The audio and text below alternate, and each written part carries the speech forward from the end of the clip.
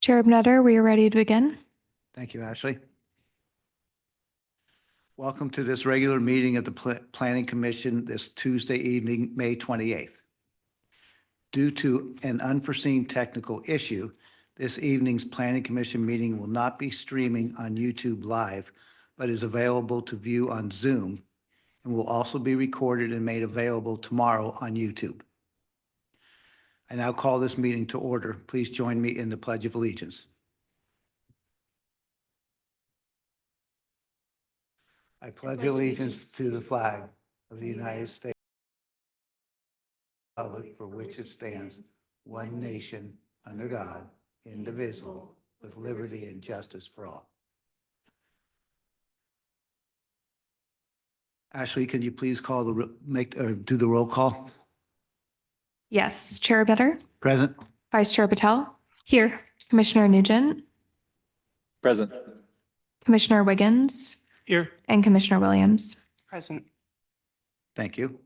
It is noted that Commissioner Nugent is joining us remotely from the living room of 2025 Little Evergreen Avenue, Oshkosh, Wisconsin, 54902, where an agenda has been posted. This is a regular meeting. The conference ID is 818-0643-7579, passcode 965177. Good evening and welcome. We are excited to be here in person with options for virtual participation.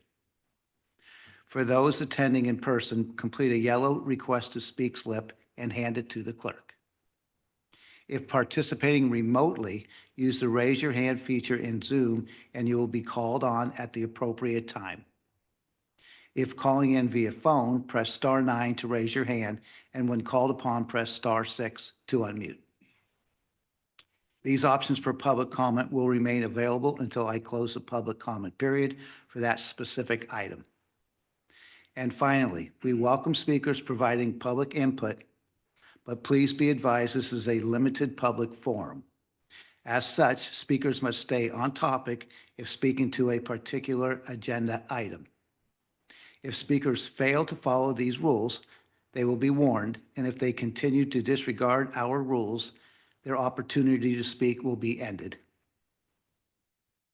Ashley, could you please read the consent calendar? Yes. Item 1, Planning Commission meeting minutes approval. Approve the minutes of the special joint meeting of April 9th, 2024, and the special meeting of April 23rd, 2024. Thank you. Are there any planning commissioners who have any input on these meeting notes? Adam? No? Great, thank you. Any members of the public would like to comment on this item? Chair Nutter, we have no public commenters. Okay, we'll close the public comment period. Would someone like to make a motion to approve the consent calendar? I'll make a motion to approve the consent calendar. I'll second that motion. And for the vote, Chair Nutter, Yes. Vice Chair Patel. Yes. Commissioner Nugent, Yes. Commissioner Wiggins, Yes. and Commissioner Williams. Yes. Thank you. Passes 5-0. Next on the agenda is public comments. Members of the public wishing to comment on any item not on the agenda may address the Planning Commission at this time. State law prevents the commission from taking action on any matter not on the agenda, yet your comments may be referred to staff for follow-up. Public comment is generally limited to 15 minutes. However, that is subject to the commission's discretion and can be extended if the commission wishes to do so. If there are any members of the audience who would like to make comments on something that is not agendized, now would be the time.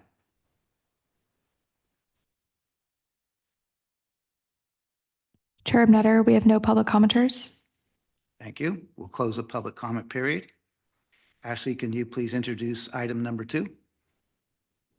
Yes. Item number 2, zoning code and map amendments for by right housing opportunity overlay district. Thank you. We will start with a staff presentation, and that will be followed by public comments. Once the public hearing is closed, the chair may ask staff to respond to any public comments, and the commission will ask clarifying questions, deliberate, and make a recommendation to City Council.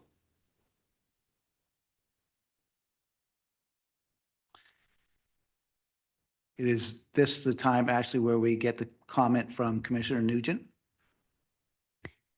Good evening, Honorable Commissioners. Manira Sandhir, Planning Manager. At this point, I think we can turn to staff presentation. Okay. And I would like to introduce our new Principal Planner, Steve Golden, who will be taking you through this item. This item was introduced to you briefly at the Housing Element Adoption Hearing on April 23rd, and it's a required policy under the adopted housing element of the city for 2023 to 2031. So with that, I'll turn it over to Steve to present. Thank you. Welcome, Steve.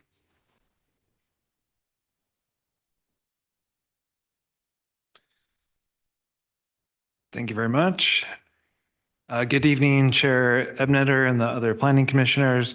The item before you tonight is the consideration of the proposed Housing Opportunities Overlay District. It's an amendment to the city's zoning code and amending the zoning map to establish this new overlay zone to 40 parcels throughout the city. And it's before you tonight because the Planning Commission reviews all amendments to the zoning code and makes recommendations to the City Council.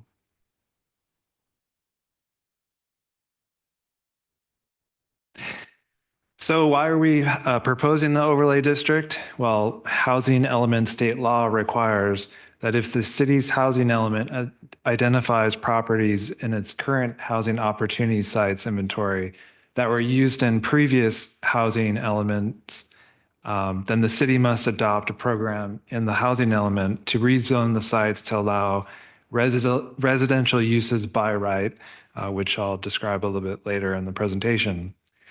The two categories of housing opportunity sites are non-vacant and vacant. For the by right housing purposes, non-vacant sites that were identified in the prior housing element are included. And for San Mateo, that's 35 of these sites. And for vacant sites, it includes parcels that were identified in housing opportunity sites in 2 or more consecutive periods. And for San Mateo, that's 5 sites in this category. In the 2023 to 2031 housing element, policy H1.10 is the policy that commits the city to establish by right housing pursuant to the state law. This is on the screen right now is the map showing the 40 parcels identified in previous housing elements. And this is also included in attachment 2 of the agenda report. Attachment 2 also includes a table with more information of all these parcels and references the map ID shown on this map. So to implement the by right housing, staff is proposing a zoning amendment, which is included in attachment 1 in the agenda report. The proposed zoning code amendments would create a new chapter in the zoning code. It's chapter 27.94, which we're calling the Housing Opportunities Overlay District. And this would be designated with the letter H on the zoning map. And this proposed Housing Opportunities Overlay District is consistent with state law in the following ways.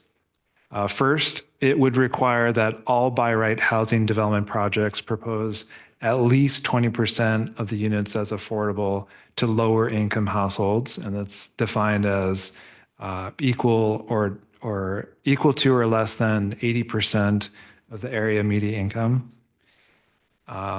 And the H overlay district shall allow housing development at a density of at least 30 dwelling units per acre. This is not a minimum, it's not a maximum, but it requires the district to allow a project to up to at least the 30 units per acre. You'll see in attachment 2 of the table of all the parcels that the land use designations where the overlay zone is applied to does allow at least the maximum density of 35 dwelling units per acre per the 2040 general plan. You should be aware that the project does need to comply with the maximum density per zoning or general plan, and that the Housing Accountability Act clarifies that housing development projects cannot be found inconsistent with the applicable objective general plan standards. As far as reviewing a project that's by right housing in the H overlay district, it shall be considered without any discretionary approval, including special use permits. However, state law does allow a non-discretionary design review. So the city would review a by right housing project through a non-discretionary site plan and architectural review, or SPAR, and it's subject to zoning administrator approval without a public hearing. The city's objective design standards would apply, and all standard conditions of approval may still be imposed on these projects.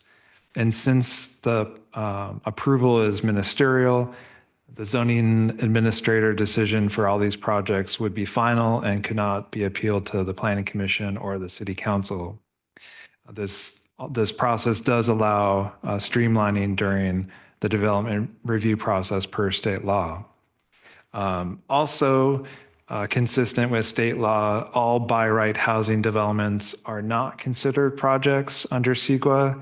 Again, this is another streamlining provision that sort of exempts them through the environmental review and the environmental impact disclosure process, but it doesn't exempt projects from any particular environmental protection law. And finally, again, consistent with state law, the city is required to impose the California Subdivision Map Act, which we will do through the city's municipal code requirements for subdivision practices. In accordance with CEQA guidelines section 15183, this zoning amendment to establish the by right residential overlay district and reclassify the 40 parcels with the H overlay district is exempt from further environmental review because the zoning is consistent with the land use designation for the sites as adopted as part of the General Plan 2040.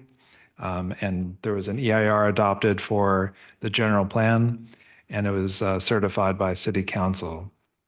The density is also consistent with the development density established by the zoning code or general plan policies. And there's a detailed evaluation of the CEQA exemption in attachment 3 of the agenda report. With regards to public noticing, we sent notices to 40 property owners, other interested parties. It was posted to the newspaper, the planning and citywide e-newsletters, and the planning division What's Happening webpage. So well noticed. We have not received any formal public correspondences as part of the noticing process. So just giving you a little bit of update on the tentative approval process. If you didn't hear, May 20th, the City Council did adopt the housing element. The staff did submit the housing element to the State Housing and Community Development Department for certification. And so for the Housing Development Overlay District, it's tentatively scheduled for the June 17th council meeting, and then will be sent to HCD while the housing element certification is under review.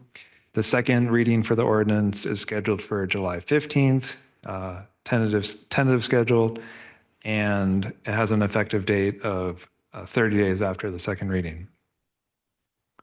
So with that, staff recommends that the Planning Commission recommend to the City Council findings that the ordinance is exempt from further environmental review pursuant to CEQA section 15183. And staff recommends to the City Council adoption of an ordinance amending San Mateo Municipal Code Title 27, zoning, to add chapter 27.94, the housing Opportunities Overlay District. We are recommending this in 2 actions because of a potential conflict of interest. So on the screen is what we would recommend as part of your motions to approve this recommendation. So this concludes staff presentation. Thank you very much. Thank you, Steve. Do we have any public comments, Ashley, or commenters? Chair Nutter, we have 2 public commenters in person, and if you want to comment on Zoom, please raise your hand at this time.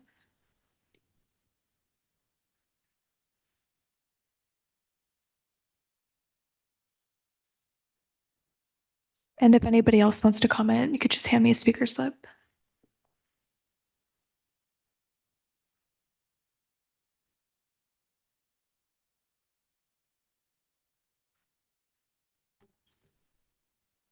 Okay, we have 3 public commenters in total. They're all in person. So the limit for the speakers is gonna be 3 minutes. Moises Valletta, you can come up to the microphone.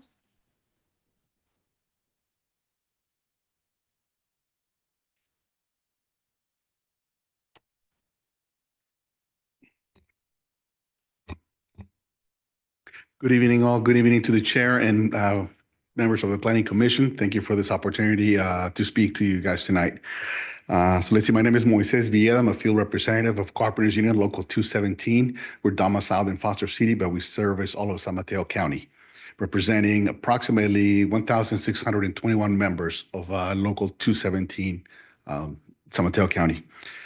Let's see, talking comments. Well, we respect the intention of this ordinance, which aims to further incentivize the construction of much needed housing here in San Mateo. But unlike other recently passed streamlining measures like AB 2011, Senate Bill 4, and Senate Bill 423, this ordinance offers developers these incentives without any guarantees that benefit local construction workforce, including prevailing wage, healthcare, and apprenticeship training. The lack of widespread prevailing wage and healthcare requirements hurt residential construction workers and their families. According to HUD standards, over half of California's estimated 641,000 construction workers' families are classified either as low income or very low income. And similarly, half of California construction workers either are uninsured or rely on Medi-Cal for their health insurance. Affordable housing developers, housing advocates, and unions all fought for the labor standards included in these streamlining bills because we know that we will never meet our housing production goals without building and maintaining a residential construction workforce. And to that, we must ensure construction workers receive the wages, healthcare, and training opportunities to thrive in the communities that they work in. Incentivizing housing production should not come at the expense of workers.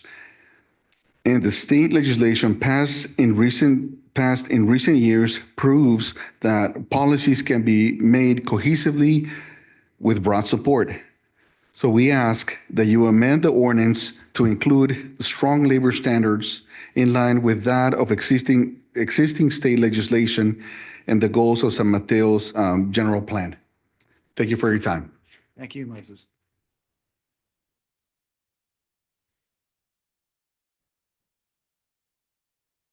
Our next speaker is Anthony Carroll. Anthony can come up to the microphone.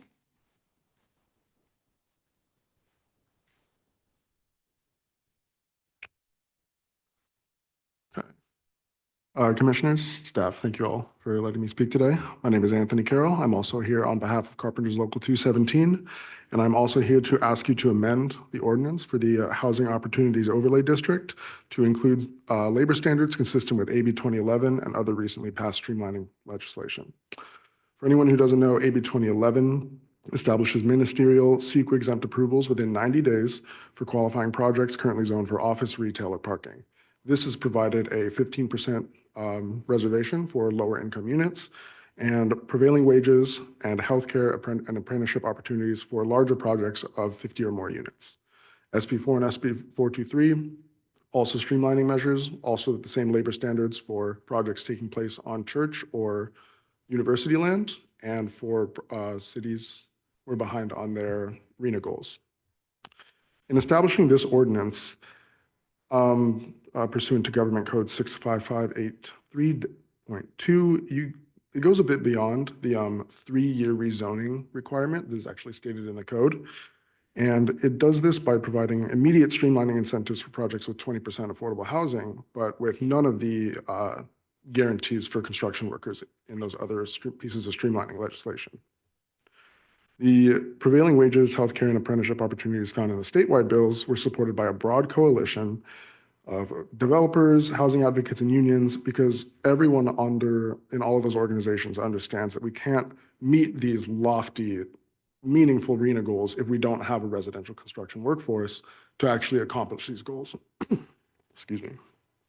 And to that point, the San Francisco 2040 General Plan, with input from the Carpenters Union, adopted a number of measures meant to speak to the needs of the construction workforce. And, those are in writing in the general plan, things like the need for prevailing or living wages, training opportunities, and healthcare. And so I think, with this ordinance, it should be concerning that an estimate of 1,000 units being built on these housing opportunity overlay sites might be built by developers and contractors with values that don't align with the general plan.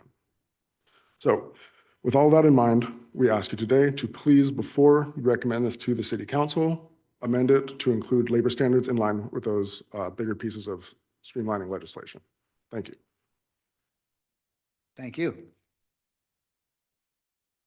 Our last speaker is Michael Regan. Michael, you can come to the microphone.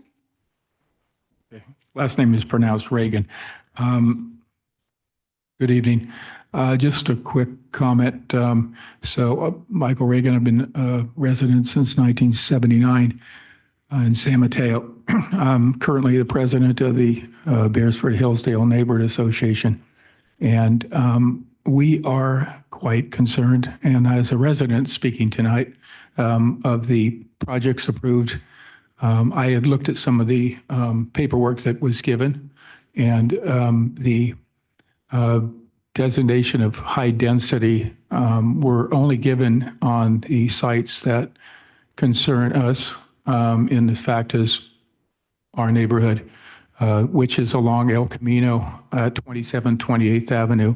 And the larger project, I believe, is going to be at 3101 and 3111 El Camino.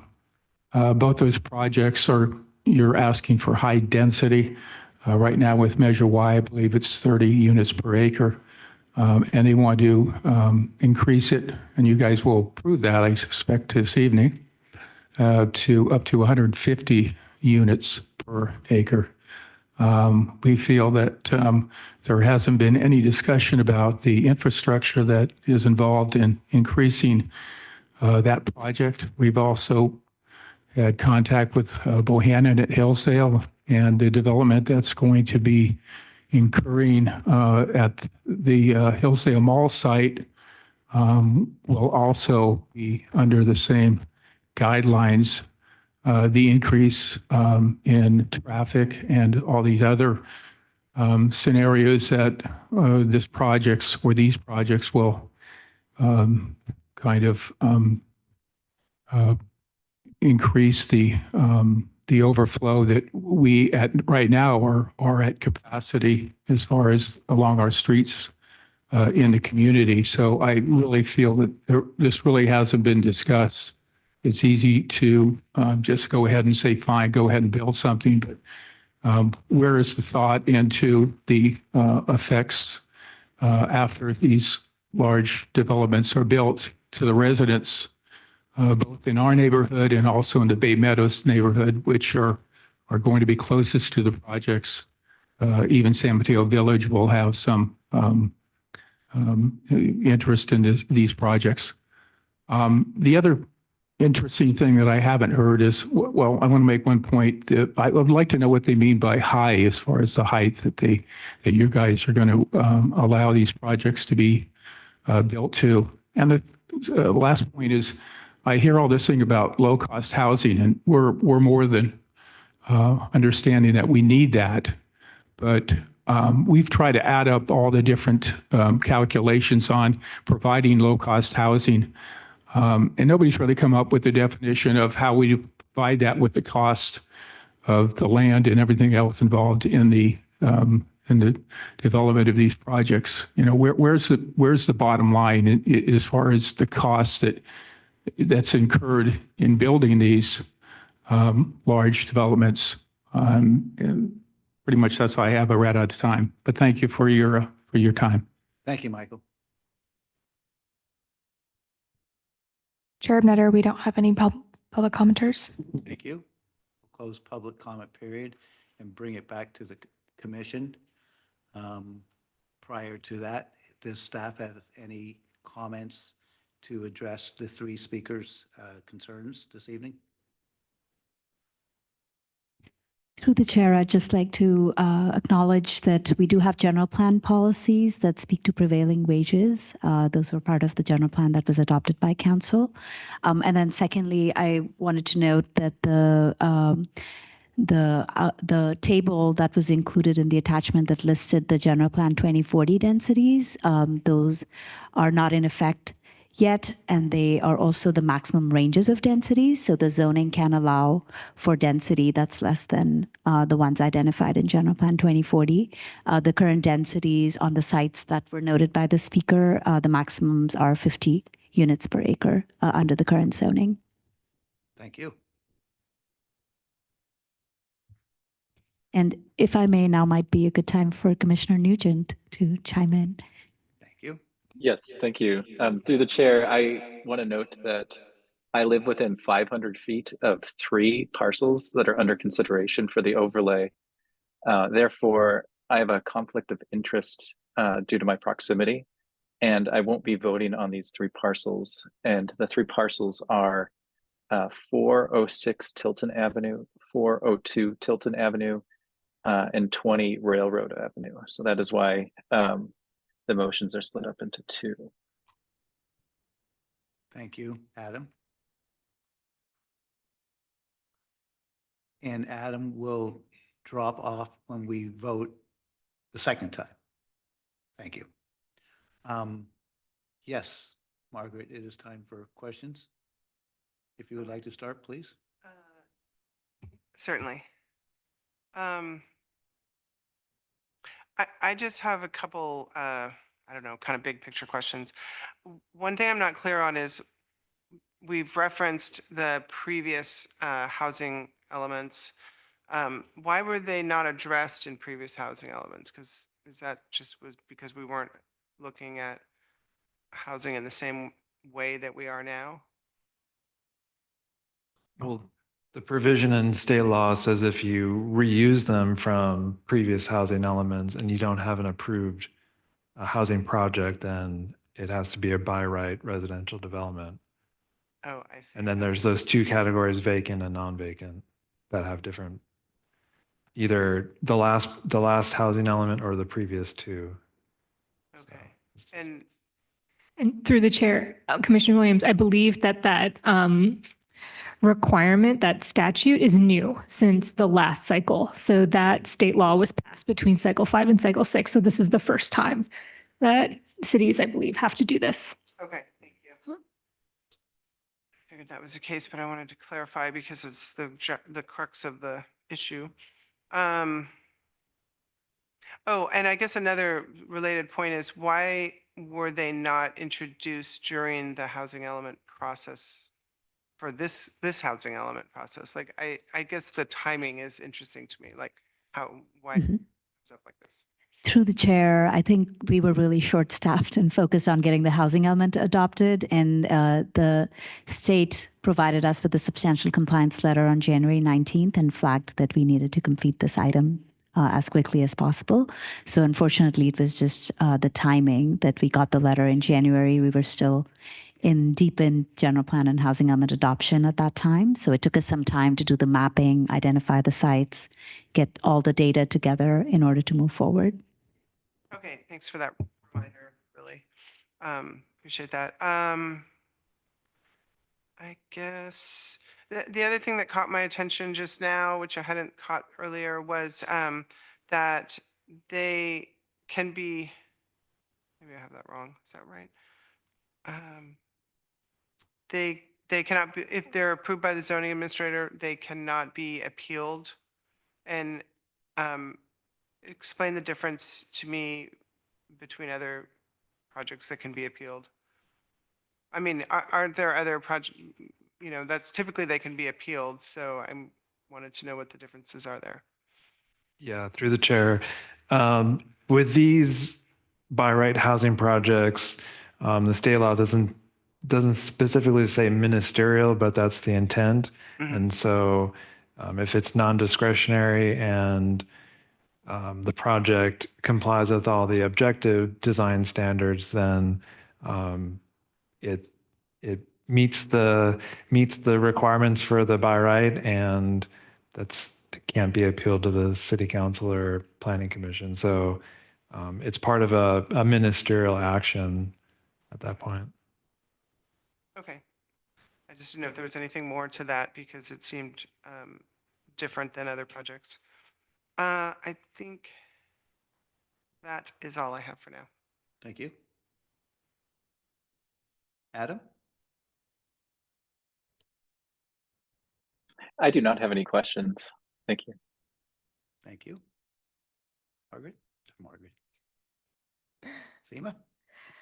Thank you, through the chair. I have one question for staff, which is, I'm curious what, if any, outreach was done to potential developers to make them aware of this housing opportunity overlay district? Through the chair, we notified all the property owners that are within this overlay district, proposed overlay district. Thank you. I was just curious because I know that there are some developers that are part of notification channels that the city has. So I was curious if any of the developers that often do work in San Mateo were notified as well. Staff did send out notices through the planning e-newsletter as well as the citywide e-newsletter, and we also did legally required noticing in the Daily Journal. Okay, great. We haven't heard from any developers, so I'm not sure if they received those notices, but staff did send out those notices. Perfect. Thank you. Through the chair, that was my only question. And Martin? Through the chair, just a couple. I sent questions to staff and they basically answered them point by point, so thank you. I just wanted to follow up on the question of the minimum density. Am I understanding correctly that a project could come forward at less than 30 units an acre and still employ this new ordinance we're contemplating? Yeah, through the chair, the state law provisions just require that the zoning district allow up to, or a minimum of 30 dwelling units per acre. So a project could come in less than the 30 dwelling units per acre and still be consistent with this proposed ordinance. Thank you. I see. Okay, yeah, it's the zoning district has to allow that, not the project. Got it. Thank you. And one other question. I'm just curious. I'm just going to ask if, I don't think the state law addresses this, but going forward, a project is developed under this ordinance, let's say, and built. Does the zoning overlay change for that? Or is like that project, that site in the future, if it's ever redeveloped after that, is still eligible for this? Or is it sort of, feels like in the spirit of it, you would use this to get housing built and then you would like take it off of the zone of that overlay over time? And it seems like from our correspondence, the state statute's silent on that. I was curious if staff had any thoughts about that, or let's get the housing built and then deal with it. Through the chair, the state law is silent on that matter. And I guess staff is busy enough to implement these, and we'll think about that later. But I guess it'd be neither probably here nor there if it stays on as a overlay district, if it's already built out. But the state law just says if we don't have an approved housing project in one of these opportunity sites, then you have to adopt the by right, and it's silent after the housing project is approved. Okay, thank you. Those were, through the chair, those were my only questions. Thank you. I only had one question, and I'm hoping I'm wrong. I don't know if I saw the item number 40 on the map. Is it there? Okay. Good. It's down on the very kind of bottom. Yeah, Okay. Good, good. it is hard to see. I apologize. Okay, so that was questions. Do we have some comments from the commission?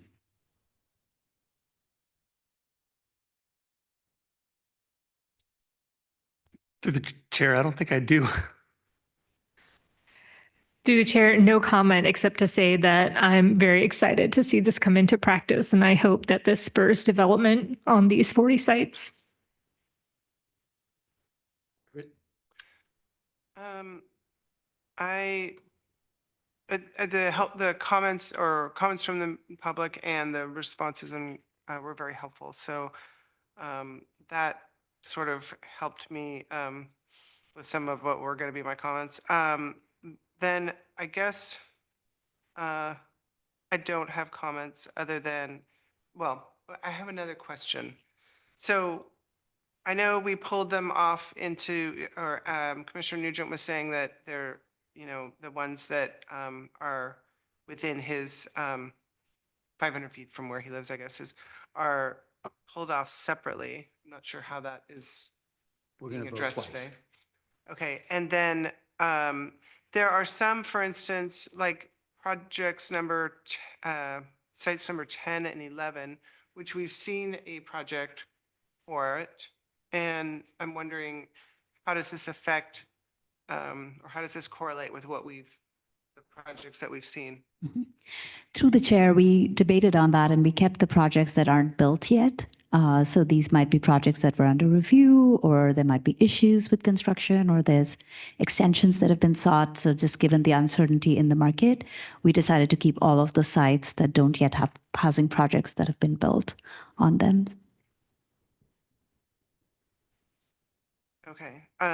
What I'm not sure about is how, I guess what I should know, and maybe it's another question, what number 10 and 11 look like compared to what we've seen from that developer in terms of height. I mean, does this allow them to be higher? I mean, one of the issues in that particular neighborhood was that it's high density housing in a neighborhood that has so little, so many issues currently with parking and some other things.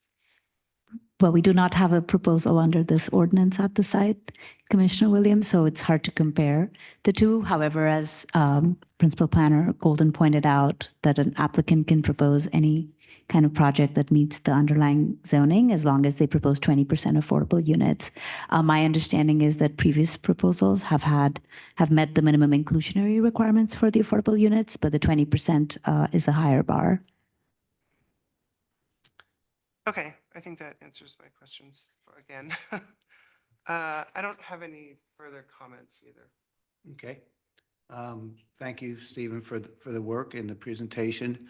My one comment is nothing would please me more than if we had all construction jobs done by union workers in the city of San Mateo.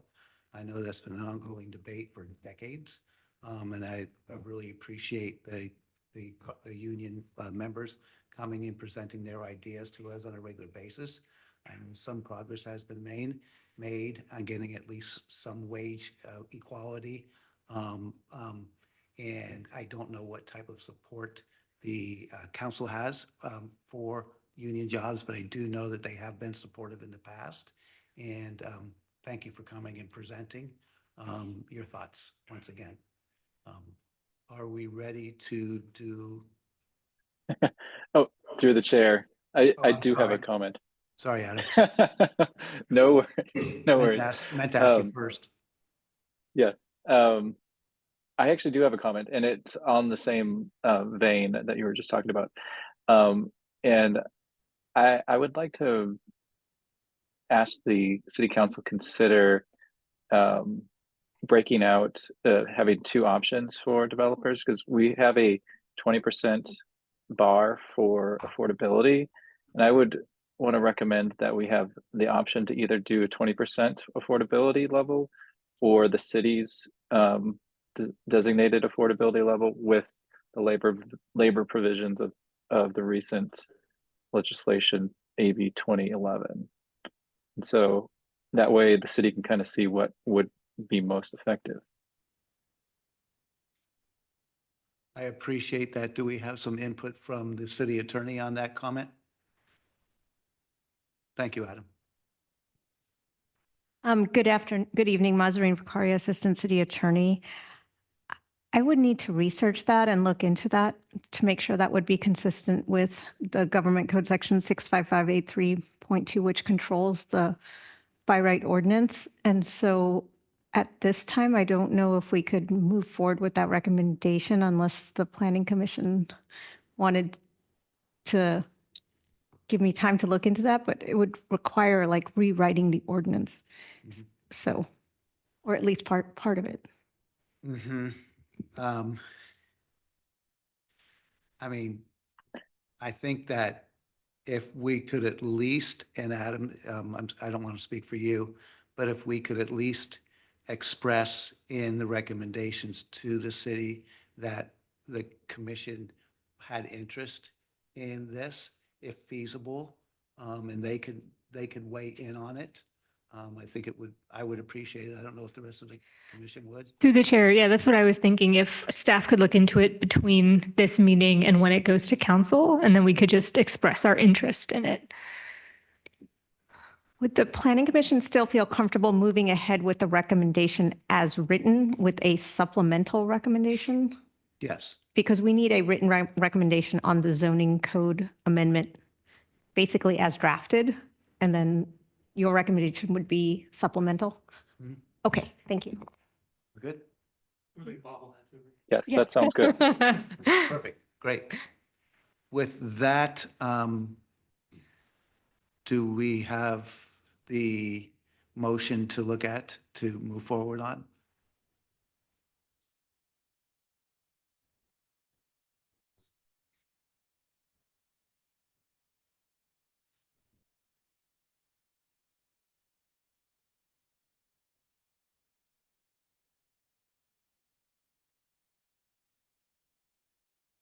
So this first vote, we will read through motion one.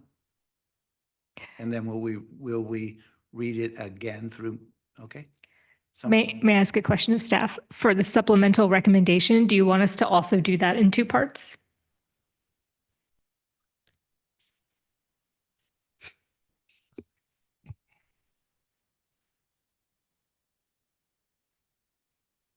Through the chair, is that an advisory recommendation that, staff consider? So we can just take that as part of our report to council, that the Planning Commission also considered that, unless you would like to fold it into the formal recommendation, which is, I think, the concern that might need some more research.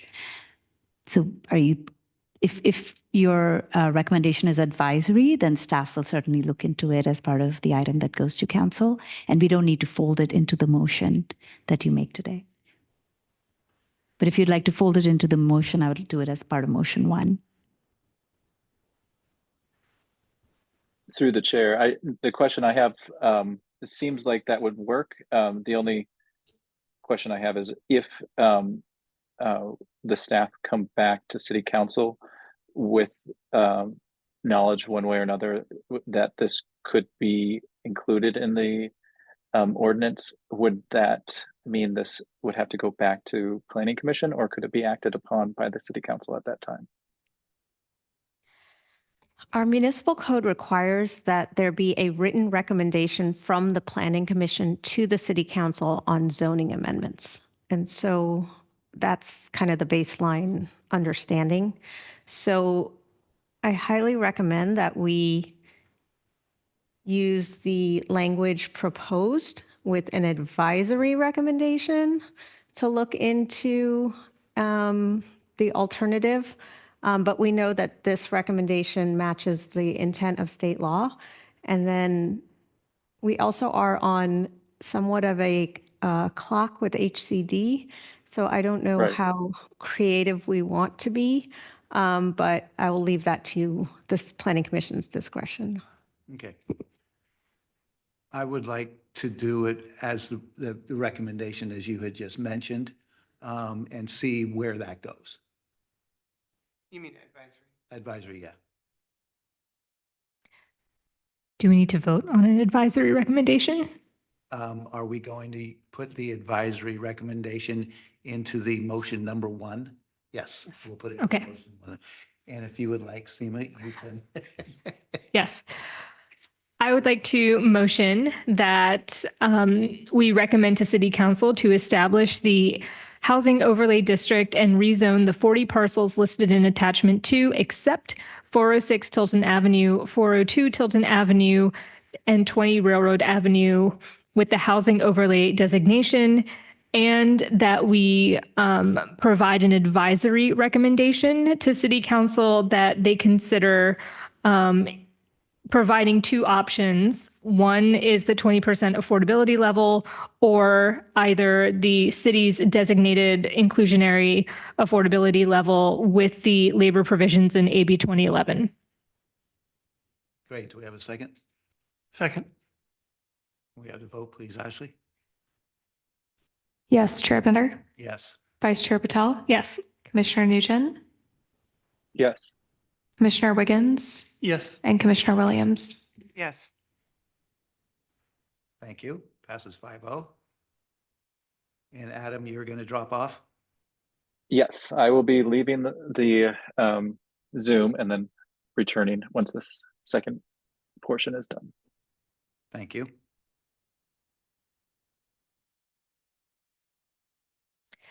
Through the chair, I would like to motion that we make a recommendation to City Council to rezone 406 Tilton Avenue, 402 Tilton Avenue, and 20 Railroad Avenue with the housing overlay designation. We have a second? I'll second. Can we get a vote, please? Chair Bender, Yes. Vice Chair Patel, Yes. Commissioner Wiggins, Yes. and Commissioner Williams. Yes. Passes 4-0. And we will close that item. and Sorry, get- through the chair, did we make a motion for the CEQA exemption or to city attorney's office? Do we need to make that? Just double check. The CEQA exemption there was no. Sorry, I'm looking at on the staff The recommendations. recommendation. The first one is to find that the ordinance is exempt from further environmental. Thank you. Yes, you probably should just, we'll just put it in tonight for good Okay. measure, but probably we should. Yes, thank you. Yes, could Commissioner Nugent come back on for that? Thank you, Commissioner Williams. Good catch. Just want to be sure. So how does Commissioner Nugent know he's supposed to? I think they're calling him.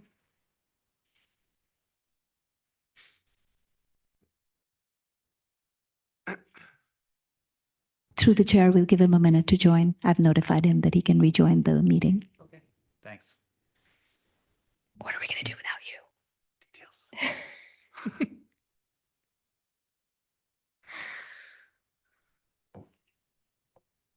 There he is.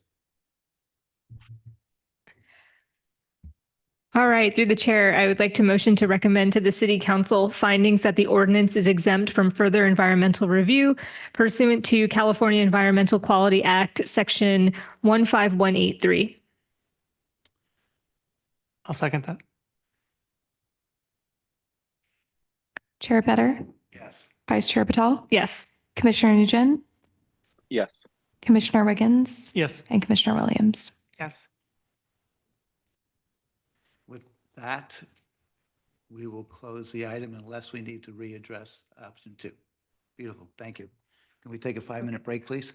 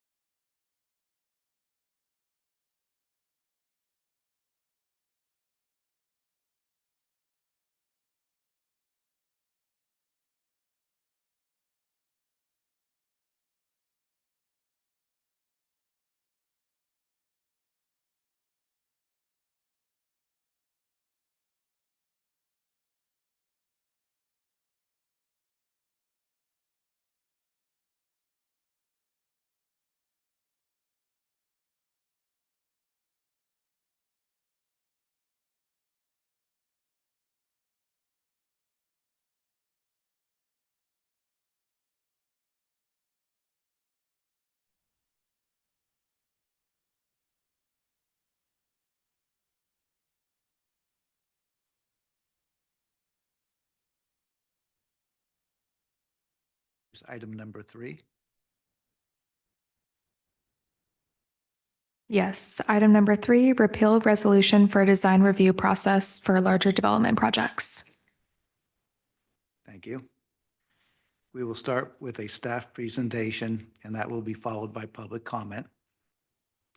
The chair may ask staff to respond to any comments, and the commission will ask clarifying questions, deliberate, and make a recommendation to City Council.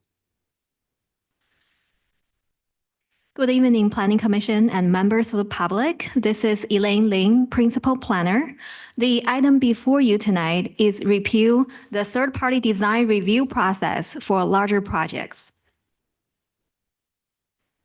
The City Council established the third-party design review process in 1991 through a City Council resolution, which was amended in 1996. Between 1990 and 2000, the City Council adopted multiple design review guidelines that cover different areas of the city to improve the overall process. In 2022, Planning Commission held a study session to provide input on improving the overall process. However, most recently, in November 2023, the City Council adopted the Objective Design Standards. With Objective Design Standards, the third-party design review consultant is no longer necessary for review or compliance. In particular, the housing element includes Policy H1.6, which includes an implementation action to eliminate the third-party design review consultants. This slide includes an overall overview of the current practice as established in the City Council resolution. The third-party design review process only applies to larger projects. The third-party design review consultant should review the site layout, architecture, and landscaping. They should work closely with staff and attend public meetings. There are multiple reasons to repeal the design review process. The consultant-led review process requires multiple steps that the staff-led review process does not have, which adds complexity, time, and cost to the applicants. There is a limited availability of design review consultants. Back in 2022, the city published a RFQ to broaden the seats. However, the city only received one proposal so far. Because of the Objective Design Standard got adopted, the discretionary review for certain housing projects has been removed. Last but not the least, the most city actually conduct the design review process in-house by planning staff. The city planning staff actually does the design review for project under the threshold, and they currently receive ongoing increasing support in training to review the design review. This item has been published in the local newspaper, posted in 3 public facilities, and published in city and department e-newsletter and social media. Staff has received no comments. If the Planning Commission recommends this item to City Council, this item will be scheduled for City Council approval in the summer. Therefore, staff recommend to Planning Commission to make a recommendation to City Council the adoption of a resolution to repeal Resolution Number 67, Design Review Process for certain development projects, and determine the policy update exempt from California Environmental Quality Act pursuant to Guideline Section 1537A(b)(2). With that, staff concludes the presentation and is happy for any questions. Thank you. Do we have any public commenters? Chair Ebneter, we have no public commenters at this time.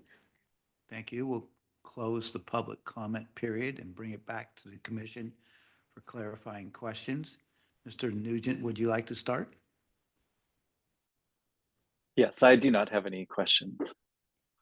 Thank you. Through the chair, just one clarifying question.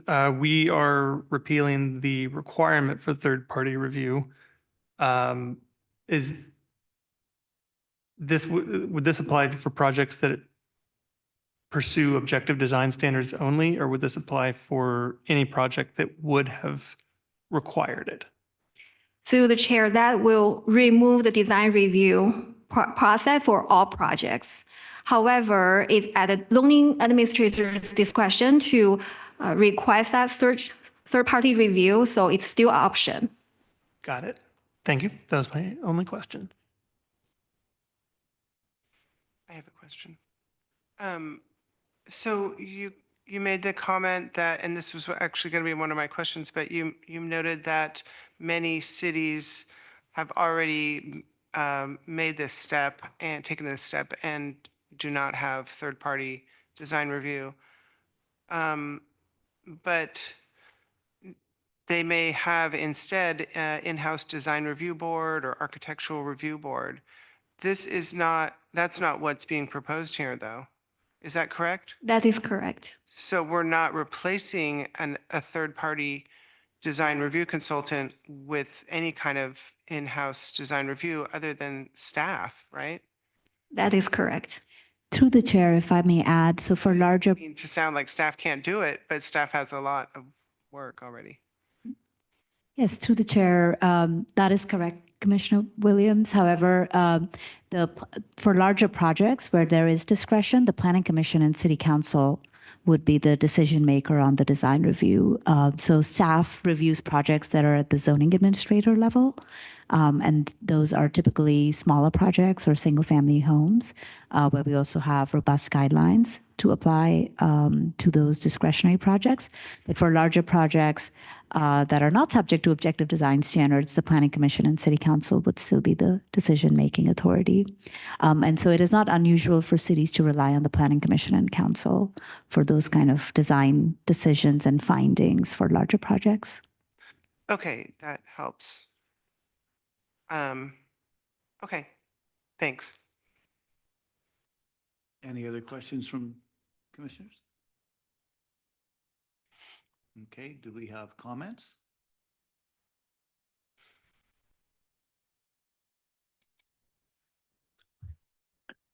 Oh, sorry. Do you want Adam to go first, actually? You want Commissioner Nugent to go first? So we don't I'll forget him otherwise. I won't forget. Okay. I promise. Then I'll say, as I try to think this through, there's a couple different pathways depending on the kind of project. If it's an ODS project, objective design standards, then you probably, you don't need that third party. If it's a smaller project, staff was doing it anyway, in some cases, is what I'm hearing. And then you have this other category of a large project that it sort of elects not to do ODS. And my sense is at that point, to Commissioner Williams' question, my sense is at that point, you could still have a third party. It's just that as that project moves through the system, staff may say, oh, this is kind of a big lift. We're gonna sort of go outside of our office for this particular project. So my sense is this is not the end of third party design. I've always enjoyed and appreciated, the ones that I've gotten to review. So I feel like it's a little more case by case basis of what it means, which is how I sort of feel more comfortable, the architect, architecture education I have in the background, and I feel a bit better knowing that there's still cases where it's going to be the appropriate path, and that's not precluded by this. And as pertains to ODS and implementing actions from the housing element and the general plan, obviously it makes total sense to me, and I'm in support. Those are my only comments.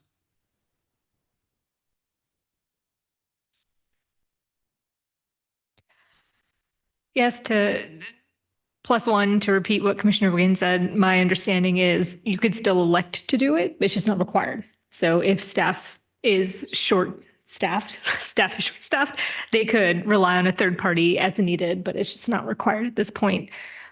Personally, I'm very supportive of this further streamlining. I think during the study session, I was one of the ones who asked, is this even necessary? It seems like we have these third-party reviews, and then many times some of us disagree with the third-party consultant, and I wasn't sure how much value or benefit it was even adding. And so I'm excited about the further streamlining and lowering of costs to projects. Thank you. Adam, please. Yes, I pretty much second what has been said already. I think it's a good thing that we can have multiple options where it makes sense for different types of projects. And so I think this flexibility is ideal.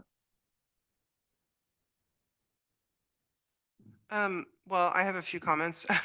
My concern is that staff is very busy, has many hats to wear, and many codes and state laws to keep informed about. And it's such a complex job. I can't imagine how anything could be added to their workload.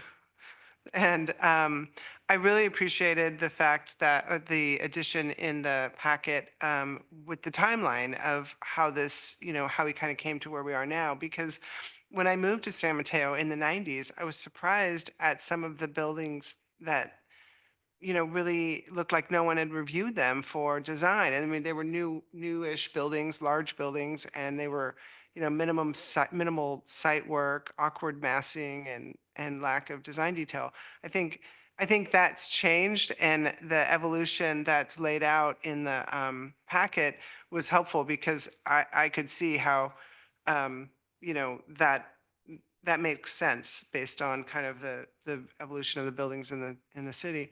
So I have, kind of an issue with this, and I think that it's one thing to say that. I mean, I know we've talked about this before, and I might have been in support of it, and I mean, I'm generally in support of streamlining, but I also, I also have some issues with it because to say that, it can be on an as-needed basis, well, I don't know how budgeting's done within the planning department. Like, how does someone decide, like, I don't have time for this, so we're going to send this one out. I mean, I'm sure there's some great level of discussion that has to take place to figure out how that fits into the, the budget of the various projects. So, I mean, I'm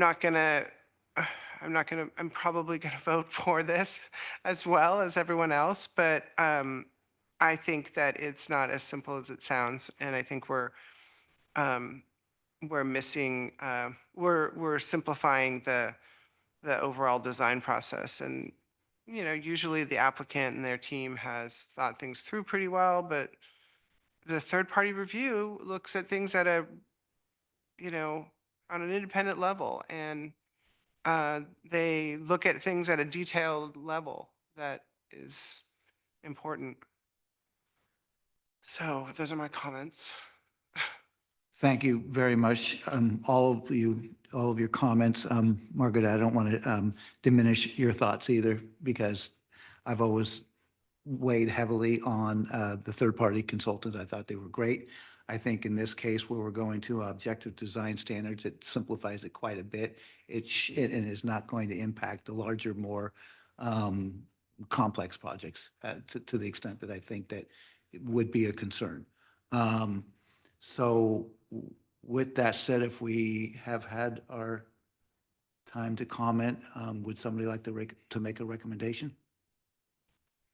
I'll make a motion to recommend to the City Council adoption of a resolution to repeal Resolution number 67, Design Review Process for certain development projects, and determine the policy update is exempt from the California Environmental Quality Act pursuant to Section 15378 B2. We have a second? I'll second.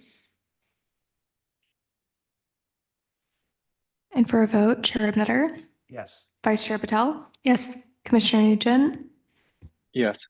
Commissioner Wiggins, Yes. and Commissioner Williams. No. Thank you. Passes 4-1. We'll close that item and go to item number 4.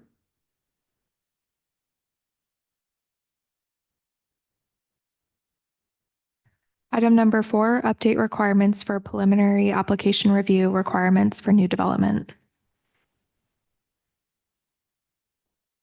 We will start with staff presentation that will be followed by public comments.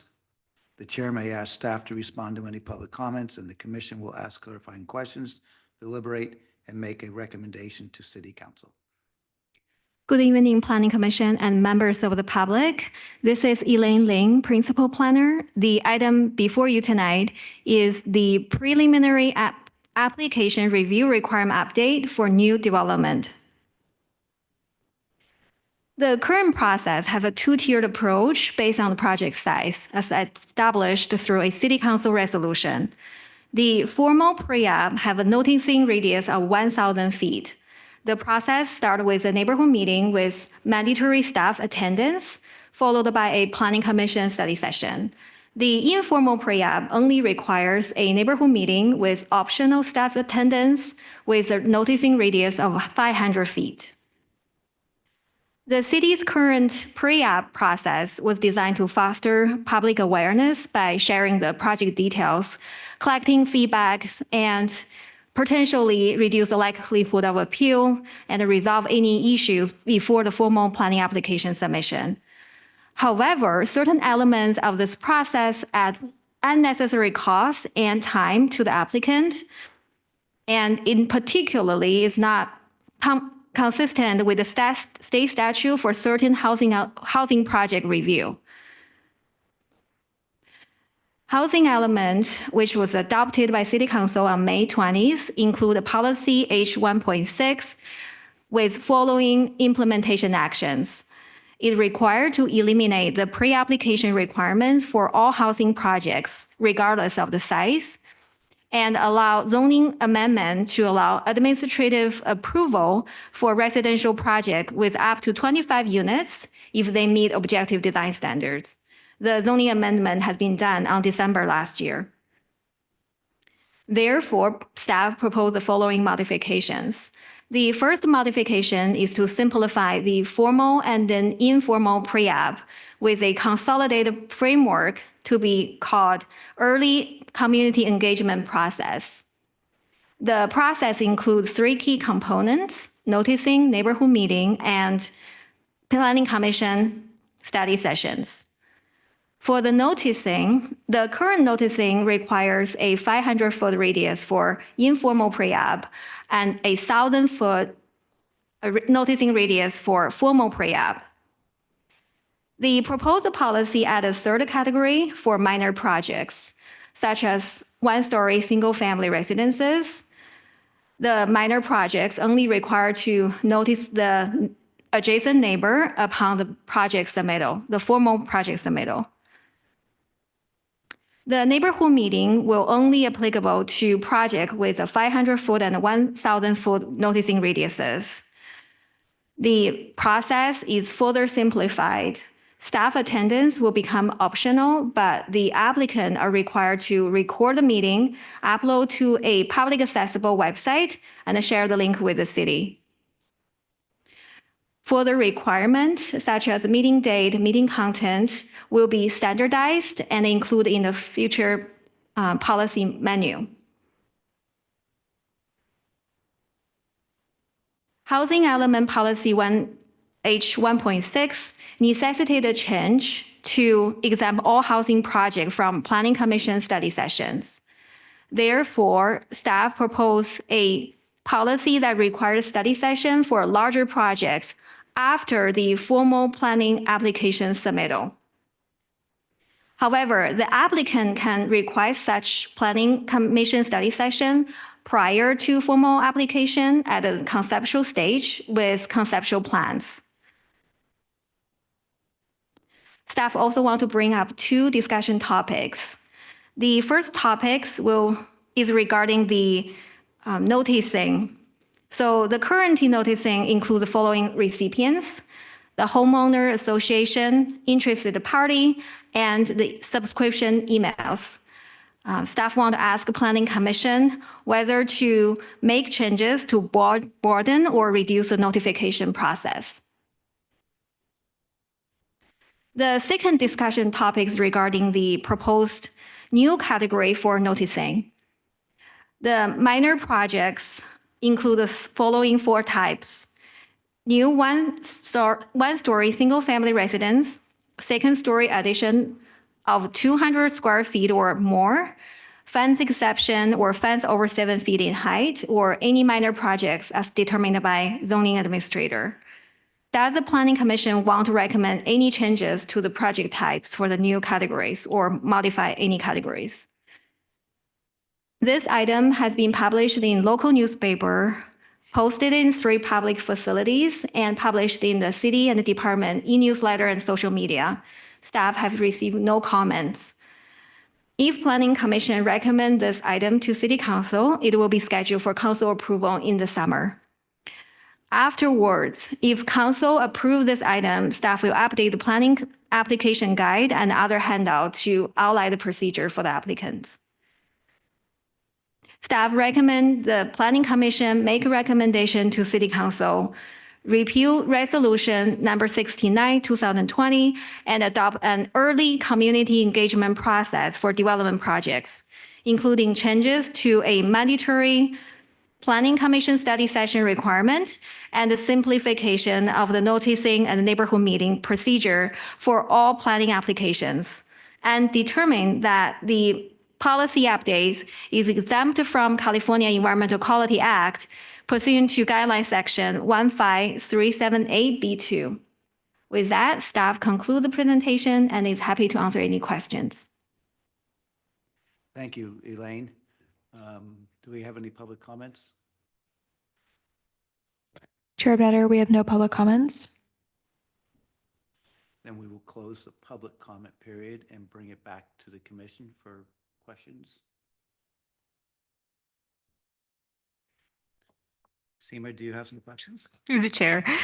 I do. I had a lot of questions that I asked staff in our prep meeting. I'm not sure that I'll repeat them here, but I have a new one, which is the third category of projects, category C, the radius of 1,000 feet. It has bullet point I, bullet point II, bullet point III. The third bullet point under that category says projects involving zoning reclassification, plan development, or general plan amendments. What is planned development?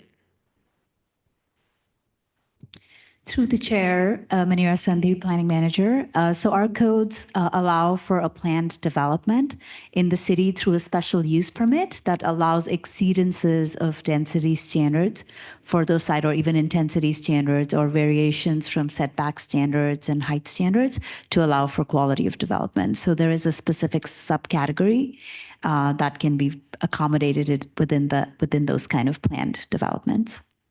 Okay, thank you. That was my only question. Adam, do you have any questions? I do not. Thank you. How about you, Martin? Through the chair. First, I have a follow-up question to Commissioner Patel's question. Always good questions. Seema, when I read plan development to staff, I read plan development, I assume it meant like master plans. But I want to make sure I get that. It really is referencing something specific in San Mateo zoning code about special use permits. Is that right? Through the chair, I'm trying to pull up the exact code sections, if you give me a minute.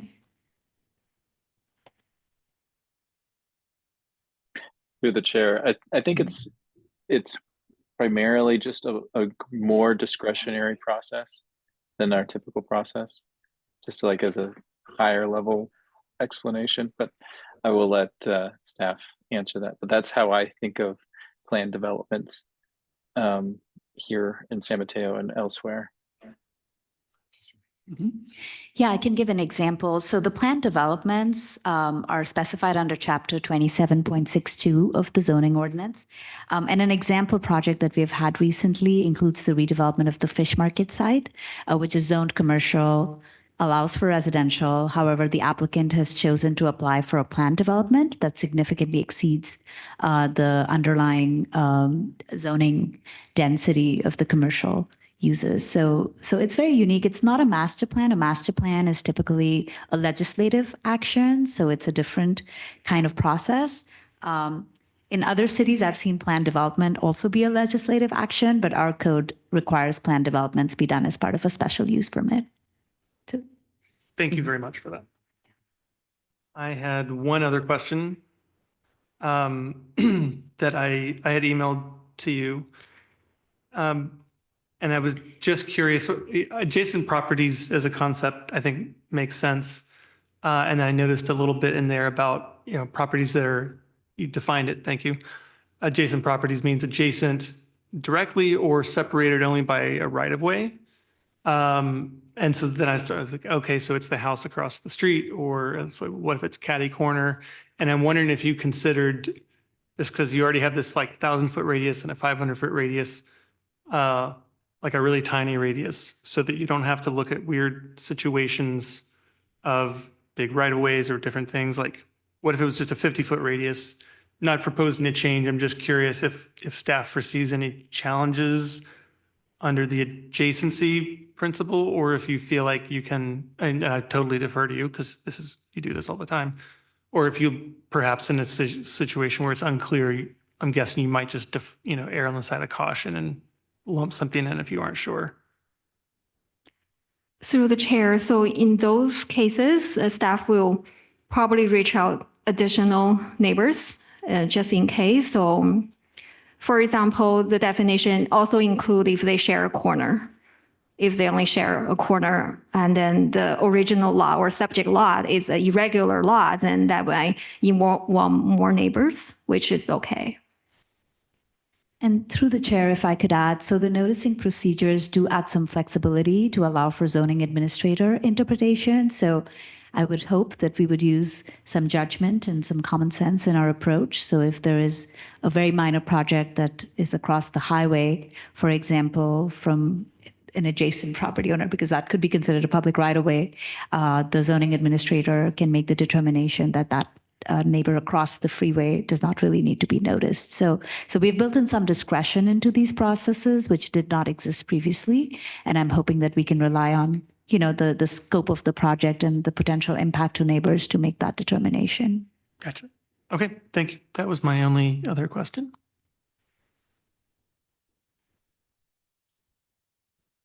I don't think I have any questions at this time. I think it's all good. Okay, great. Adam, we already checked in with you, right? Yes, thank you. I don't have any questions either. Great. Okay, so it's time for comments. Through the chair, can we look at the discussion items? Certainly. Oh. That's only one. I mean, there was like, Yeah, there's two. We can start with this one. is there only two? Because one was the noticing and then the other was the study sessions. The other one was the types of projects. Okay. One thing that was, I guess I do have a question. In the packet, there was, a section on the Planning Commission study sessions. And I don't know that that was really covered as a discussion topic anyway. Is there any reason to take a look at that in further? If you want some clarification, absolutely. I mean, there's not any specific question to the Planning Commission on that particular item.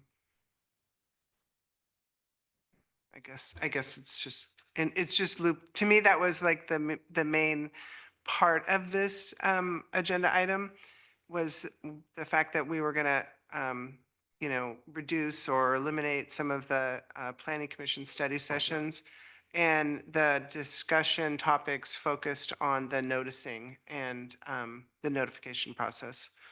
And so I'm just wondering, is there any further comments from anyone on, do we have any questions or comments about the Planning Commission study sessions? The fact that they're reducing? Those were the subject of some of the questions I had for staff that I asked before this meeting. Oh, there we go. Thank you.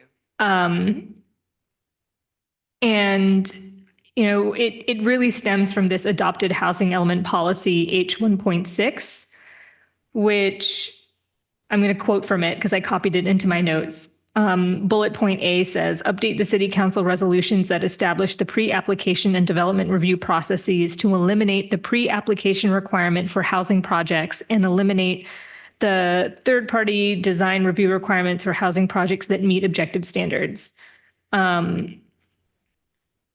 My understanding is that what this is saying is that the study session is optional for projects that are compliant with the objective design standards, but would still be required for projects that are not compliant with the objective design standards. Is that correct? I think that's what I asked earlier. Yeah. Through the chair, so for any housing element, regardless of the size, regardless whether they follow the objective design standards or not, Planning Commission study session is not required.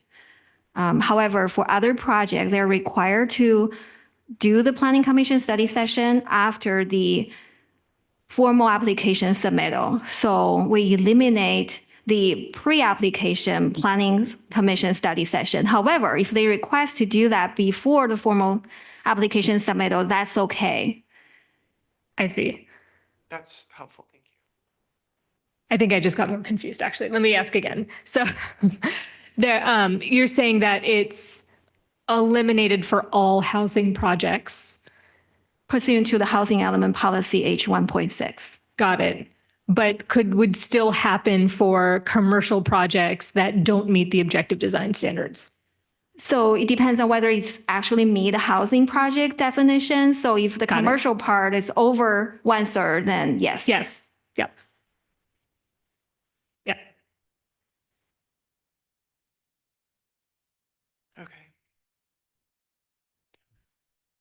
Through the chair, we did not put the Planning Commission item as a discussion topic. Staff is just recommending, pursuant to the housing element policy, that it be not required for any housing project that's a Housing Accountability Act project, because the commission, we've heard from the commission time and time again about how it's difficult to require discretion or to subject projects, housing projects to discretion. So that is part of the reason that we really simplified it for housing projects. Yep.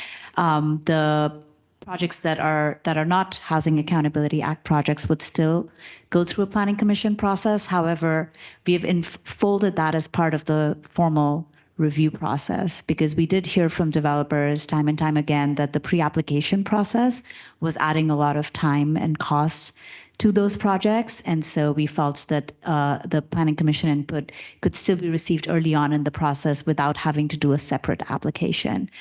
We also kept the pre-application or the Planning Commission study session optional. So should a developer want that early input, even before they have drafted any plans, we wanted to make that available to applicants. So those are sort of the big changes when it comes to the Planning Commission study session process. May I ask a follow-up question? Mm-hmm. So the pre-application is eliminated. As part of the application process, is there a study session, or is it just straight to the site plan and architectural review approval? There would be a study session as part of the formal application. Oh, okay. Mm-hmm. So there'll still be a study session.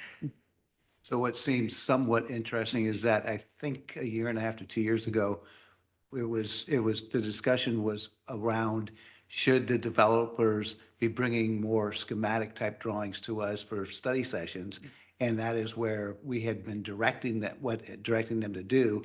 Now they'll have the option, either come early with their schematics or go through it as a formal application with probably more refined drawings, which, as I recall, or I have quite often felt, once those more refined drawings are sitting in front of me, I have a more difficult time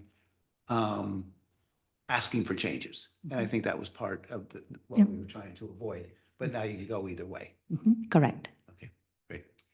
And the other thing I wanted to question or note, I guess, is that, you know, I always sort of wonder what it looks like behind the scenes. I'm assuming that an applicant has an opportunity to meet with staff and, you know, I mean, there's so much complexity to some projects that they, you know, they're not just sort of like have to process their project and then find out they're on the wrong track. I mean, I know there's probably a lot of behind the scenes work that we don't see.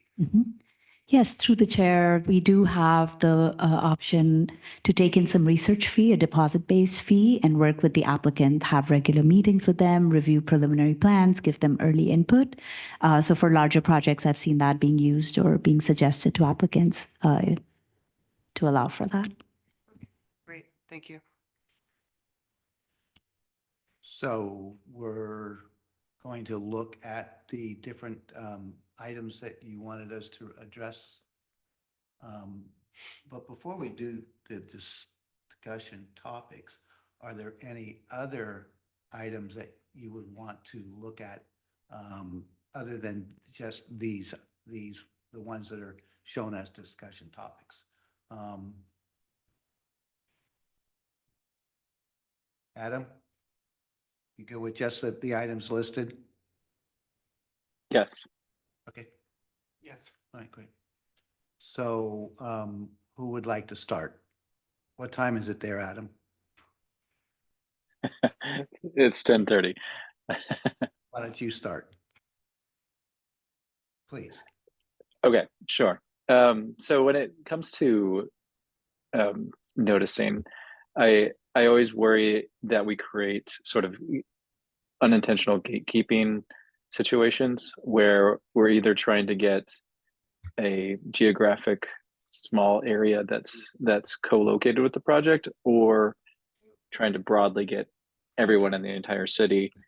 And those two extremes actually seem probably the best route from a fairness perspective. That being said, like, how would we get there? I don't think everybody in the city wants to be blasted with every single project that comes in front of the city. But I am interested in maybe refining the noticing to focus more on people who live nearby. That being said, it seems like the homeowner association is probably more important than United Homeowners Association, because it's a small group of people. And then the interested parties in email based on interest. I would be apprehensive to remove that, just because I feel like people would have lost aversion to those regular updates, but I'm sure most people who get those probably don't pay attention. So those are my thoughts. They're not fully formed because I want to know what the rest of the commission thinks. But that's kind of where I come from, where my perspective is. Thank you. Margaret, do you have some input on this? I really don't. I think the current noticing is acceptable, and I mean I don't have any changes that I would recommend. Okay. And Martin? I, through the chair, was wondering why the United Homeowners Association was here. I understand it's probably here because it was already there. And I also appreciate that there's probably a particular reason how it got there in some year, probably before I was paying attention. And so while I'm curious about it, I don't know that, I don't know that I'm ready to fully reconsider the philosophy behind it without knowing more of how we got to where we are. I tend to agree with Commissioner Nugent that you tend to want to focus on the area's homeowner association and focus on the folks closest to the project. But I don't know, I just don't know the history of it. And so in that situation, I feel like maybe the cleaner thing to do is not mess with that part of it, if that makes sense. I know we're just carrying through things that were already there, but I feel like there's a focus here on particular aspects of this process that need to be updated. And so maybe in my mind, I'm just telling you how I'm approaching it. Maybe it's better to just stay focused on that and And I'm happy to get into this more. I just would be wondering, what was the background of how we got to where current noticing was, and I'd want to consider that as part of the discussion ideally. I guess that's my only issue on this one. And I guess in terms of, it's maybe a general comment, I like this new category of the adjacent properties. I've spoken to folks that have gone through that process, and I myself have received mailers and wondered why I got it for some really small projects. So I like where things are headed, generally supportive. And so on this particular slide right now, I kind of feel like I wouldn't change it, but I'm open to others' perspectives. So. Thank you. Seema? Yeah, so I think I have perhaps a slightly different opinion on this topic.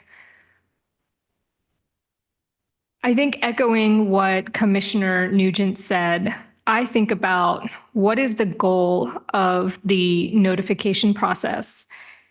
And I think the goal is to really inform people who are nearby, who may be affected by the project, that something may be happening, and to give them an opportunity to learn more and to comment and express any concerns.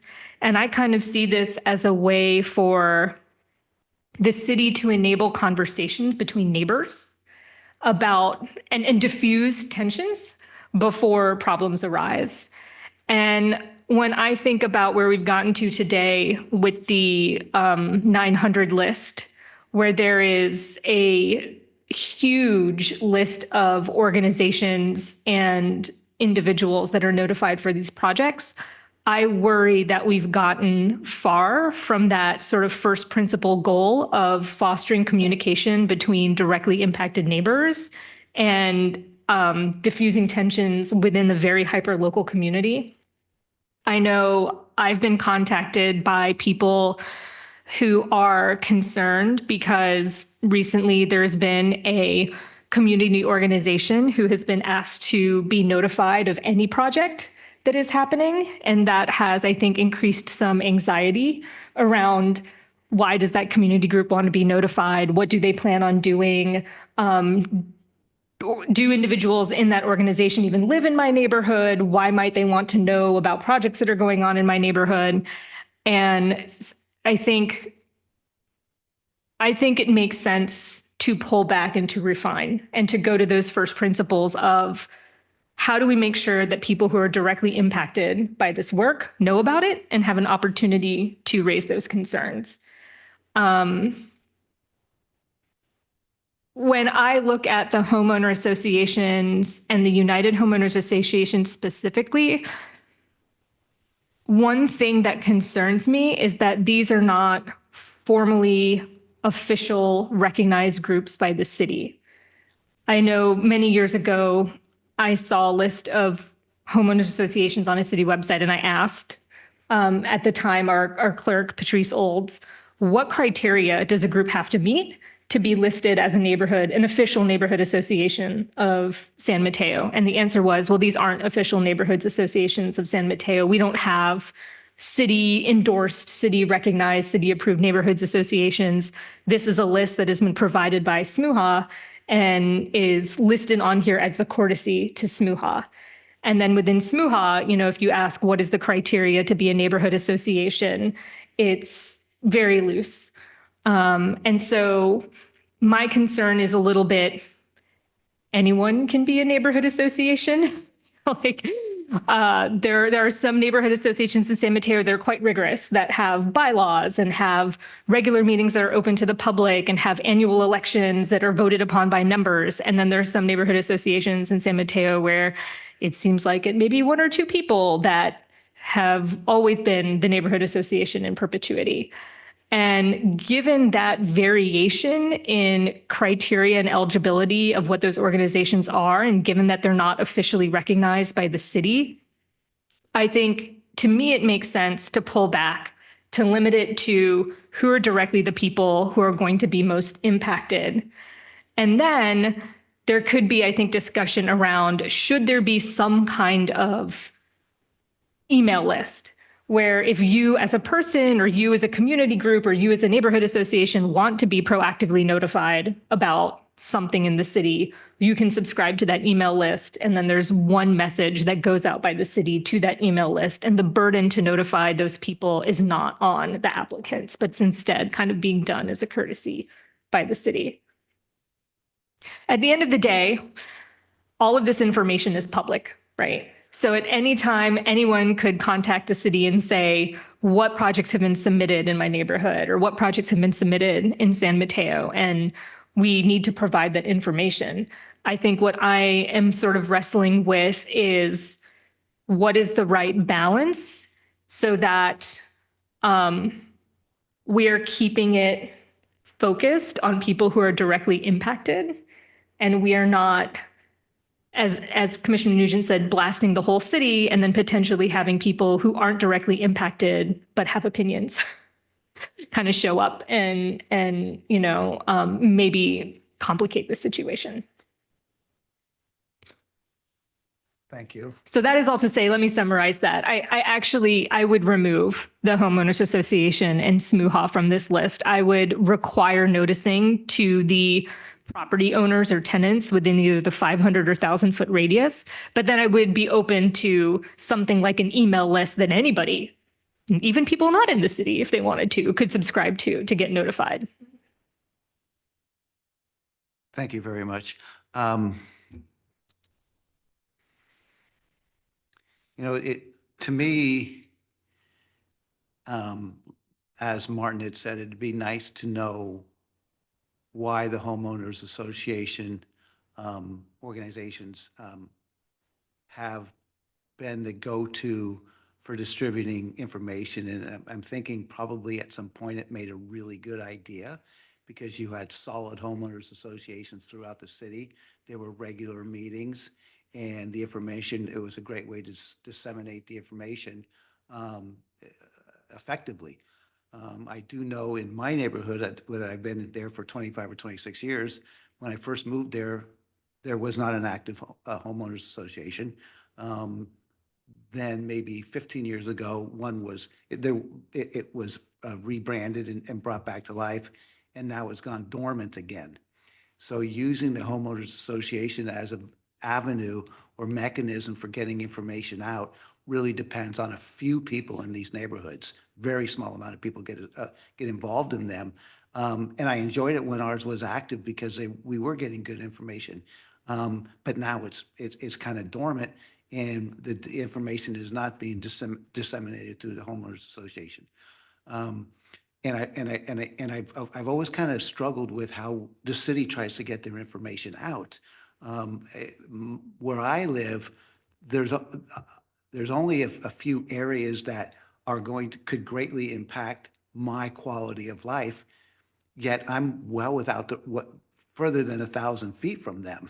So it could occur, it could affect me greatly, but I wouldn't even be notified that it's coming. So it's really a challenge, I think, to get the information out to the right people who need this information. And I've heard through other cities and other people that the city of San Mateo does a good job of trying to get the information out. Yet it's not fail-proof. You're always going to have holes. And it's something that needs to be addressed, as it needs to be something that is looked at as a living document, because it is always changing. I'll never forget one time we're sitting here at the Diaz and there was a 1,000 foot radius information that was sent out for this project, and 50% of it was in the Bay. So what's the point? There aren't too many humans that live in the Bay that would be impacted by that project, but they met the criteria. So I think somehow people have to use their common sense on who needs this information and how to get it to them. I also feel that the homeowners associations are almost looked upon by the city and by some of the people that live here, that they're almost a quasi-public entity because of the treatment that they do get, specifically on the websites, and they are always kind of referenced that, well, we're going to homeowners association. I don't think that that is something that is working to get the information out to the people that we're trying to get it to. And I don't have the solutions. I love the idea that it's condensed, that it's in small areas where people can talk. I mean, look at the difficulties we have where one neighbor is against another neighbor because of a two-story building or, a small project, and they can't come to fruition. If we can avoid those types of issues, I think it's really what we're trying to do here. Exactly how to do it, I'm not sure.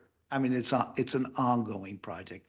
I honestly don't feel now that getting the homeowners associations involved on the smaller projects makes a lot of sense. So that's my thoughts on this discussion. Through the chair, can I add a little?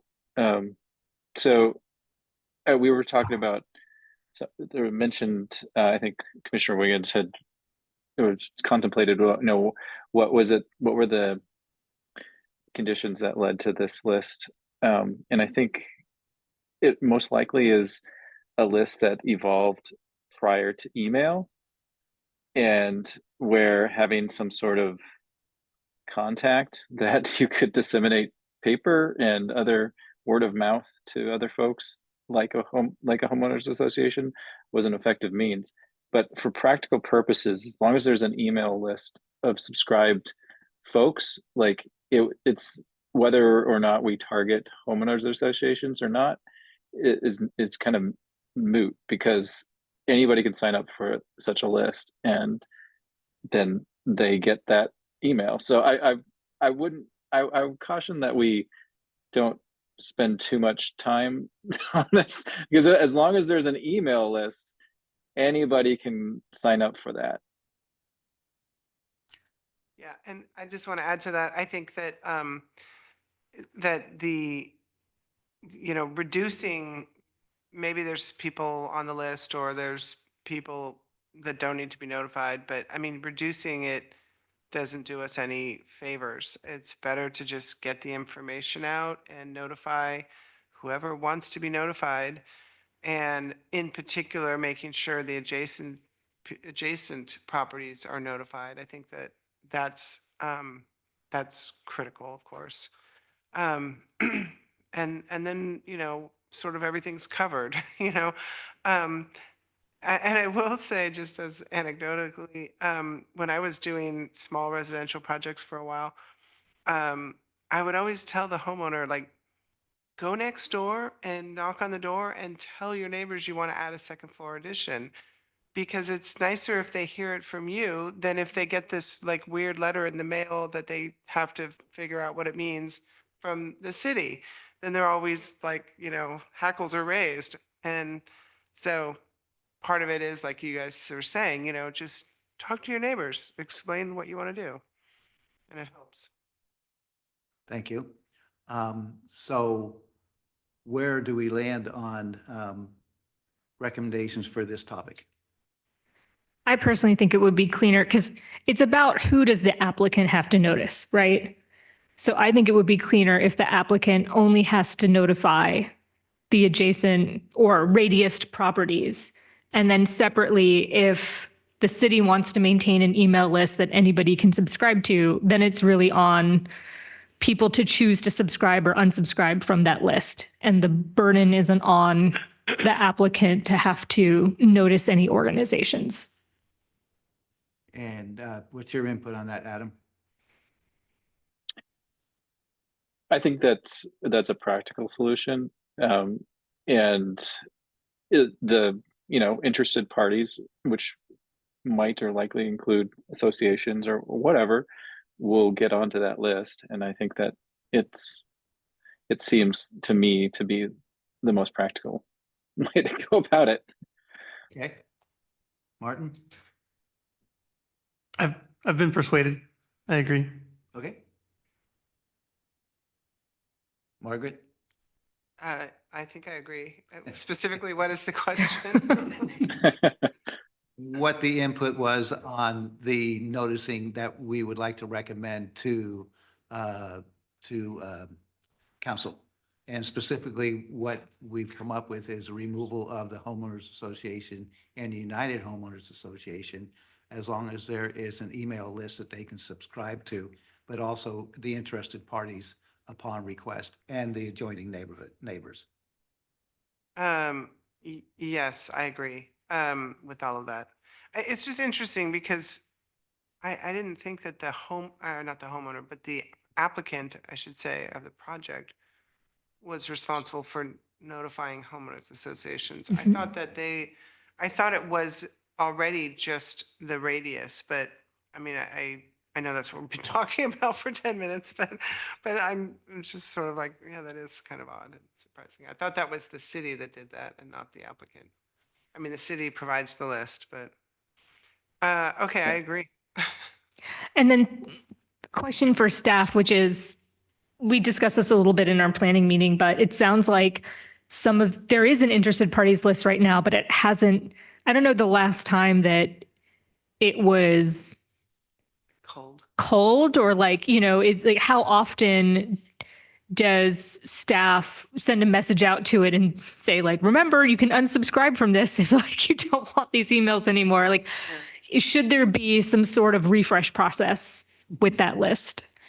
Through the chair, staff is actively considering reaching out, and especially on the 900 list, because that does include a lot of mail addresses. We are looking to reach out and perhaps retire that list and instead create this email list so that the city would then send out those email notices. I did want to clarify one aspect of the new noticing procedure. So the email notice or the notice to the homeowners association was not something being considered for the adjacent property notification. So for small projects, it wasn't there at all. It was only for the 500-foot or the 1,000-foot radiuses. And what I heard from the commission, from majority of the commission being in agreement, is to replace that with instead an email subscription list. Yes, okay. I think so. Thank you. Great. So the other discussion topic? Okay. Adam?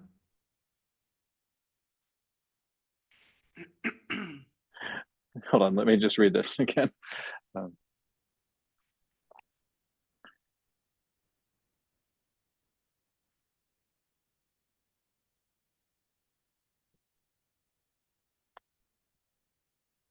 Yeah, I actually don't have changes to this for adjacent neighbors. Margaret? I have no changes either. Seema? Yeah, thank you. I'm struggling to think of additions, or I'm trying to think of all the potential different things that you might want to do that an adjacent neighbor might be interested in. I can't come up with anything else. Okay. And Martin?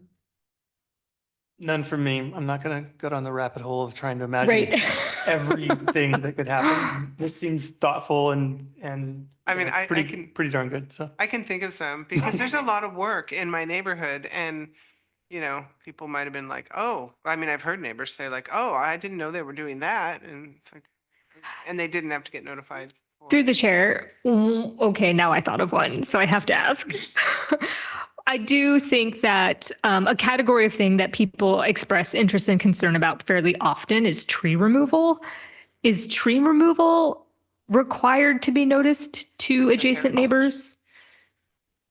I don't think it is, because we removed a tree and we weren't told we had to do it. So it happens, but if it's a heritage tree. So through the chair, tree removals are processed under a separate permit application.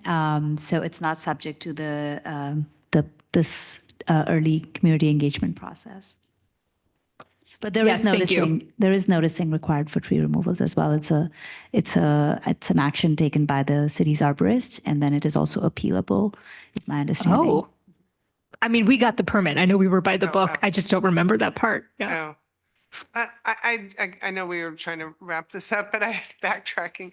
I mean, there are projects, like one in my neighborhood where it didn't fall into, it was not a new one-story single-family residence, and it was not a second-floor addition. It was a remodel of an existing house, m- like all in remodel. Like it doesn't look anything. I mean, this was just a number of years ago now. It doesn't look anything like what it originally did, but it's not really an addition. It's certainly not a second floor addition, and it wasn't even really that much of a first floor addition, kind of strangely.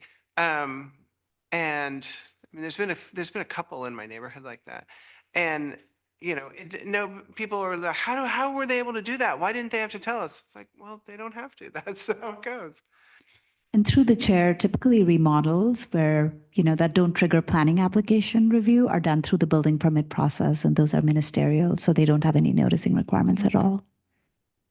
Through the chair, so staff want to make clarification. Any addition to a single-story, single-family residence or second-story addition under 200 square feet will require no noticing to anybody. Right. Okay. That's fine with me. Yeah. Yeah. So are we ready to look at the recommendation? I think so. And does somebody want to make a recommendation? Through the chair, could I ask how we memorialize the one change we're recommending? Should that be added to could you remind me the language, including recommendations as discussed or something, or how we've done that? Yes, the commission may choose to add to the motion to remove noticing for HOAs and United Homeowners Association and replace it with an email list of interested parties. Okay, I'm going to try to tack that on to the end. Go for it. I'd like to make. Go Sorry. ahead. Before we go to the recommendation, I just want to check with staff. So, is it currently the process that the city sends paper mail to the neighborhood associations? The applicant is required to send noticing to the current noticing radius as well as the Homeowners Association and United Homeowners. So that is correct through the chair. Okay. So this would just eliminate that. That is correct. The mail process would only be to the appropriate new noticing radius, whether it's the adjacent properties, the 500 feet or the 1,000 feet. Mm-hmm. And then associations could join an email list. Correct. Which the city would send out. Okay. I just wanted to get clarification. Thank you. Yeah, I would like to make a motion to recommend that the City Council repeal Resolution number 69 and adopt an early community engagement process for development projects, including changes to a mandatory Planning Commission study session requirement and simplification of the noticing and neighborhood meeting procedures for all planning applications, including one commission discussed change to noticing for the 500-foot radius where the noticing to neighborhood associations and the United Homeowners Association would be removed and replaced with an email list that people can subscribe to. And this also applies to the 1,000-foot radius. And determine the policy update is exempt from the California Environmental Quality Act pursuant to guidelines section 15378B2. Thank you. Do we have a second? I'll second that.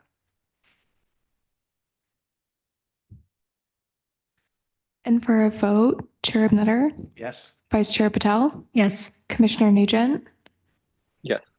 Commissioner Wiggins, Yes. and Commissioner Williams. Yes. Thank you. Passes 5-0. Close that item. And go to announcements, please.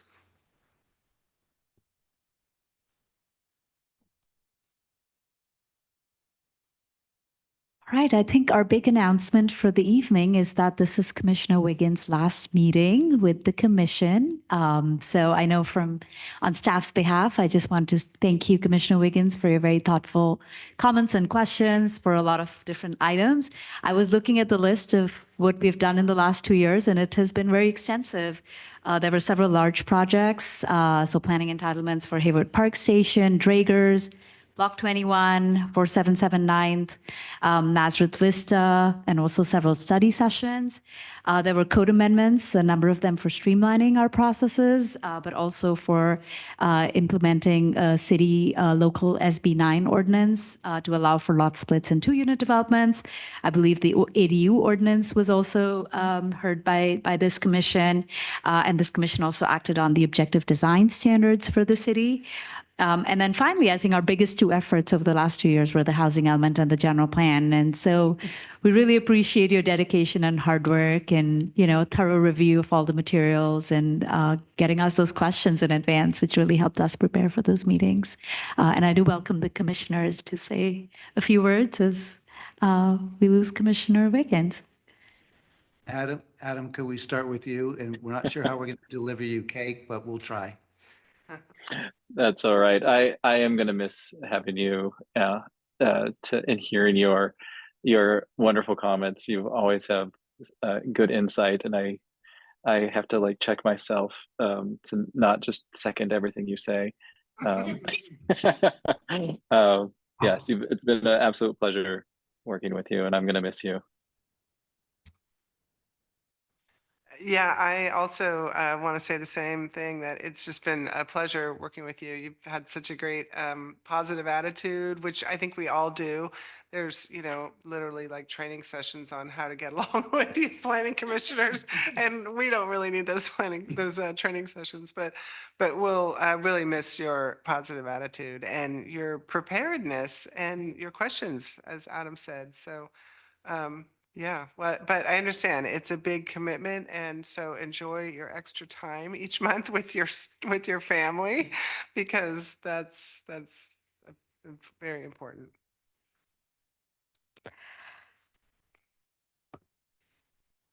I don't even know what to say.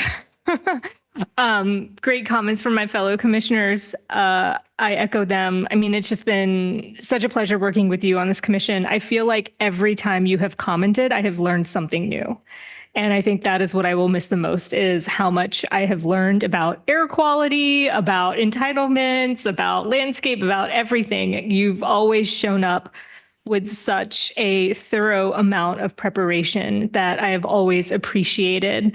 Knowing that we were going to have your expertise and your preparedness at the table to help us with our deliberations. And, I think about this commission, I think, served together as this set of people for the last 2 years. And something I've really enjoyed about us as a body is that we work together so well, and that we don't always agree, but we have always respected each other and thought the highest of each other. And I will miss having you at this dais, and I will miss having this group together, but I look forward to welcoming a new member into our midst and hopefully continuing on, I think, the legacy you have set of having a very smooth and congenial planning commission. So thank you, Martin. I've never used this term, that they've stolen all my thunder. Your preparation, your demeanor, your professional attitude, your insights have been incredible from day one. You really picked it up quick. I was totally impressed.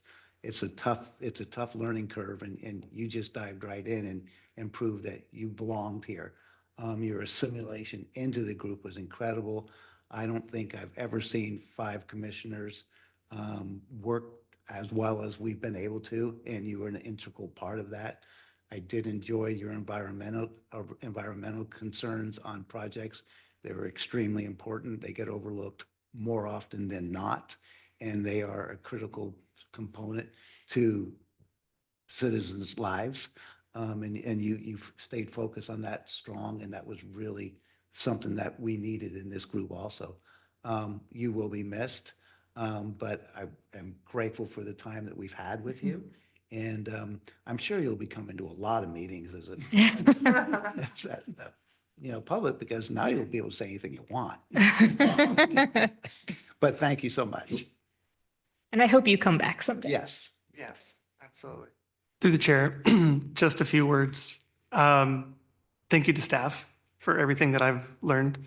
And thank you to City Council for the opportunity. I think this is such an incredible opportunity to participate in the city. It was even more exciting than I thought it was going to be, if that's possible. And I couldn't have done it. I couldn't have had a better experience with 4 amazing people. I have to put all the same superlatives back to you for, and then some more on top of that. It's been an honor, a privilege, but also just a real joy. And I think it's such an amazing way to participate in the city. I hope there was a lot of people that applied. I hope a lot of people get a chance to do this and understand more about how things happen in their community and how you can try to improve it. So I'll miss y'all as much as y'all will miss me, if not more. And I hope to be back too when my kids are older. But thank you to everyone. I just have nothing else to say but gratitude. And I might still call in now and then. So Thank you. thank you. Any other announcements? Yes, a few more. So as you must be wondering, when would Commissioner Wiggins' vacant seat be filled? So we do have interviews scheduled in June, and we're hoping to have a new commissioner for our July meetings. I'll be following up with the city clerk to see how soon we can have that position filled. A couple of things on training. So the 21 Elements is hosting a training this week on Thursday in Burlingame. It's for building resilient communities. I believe we have a couple of commissioners who've signed up. So if you haven't yet and are interested, please respond to that invite. Our next meetings in June are going to be 2 study sessions. So one is a storage project on Claremont, and the second project is a revised application for Block 20.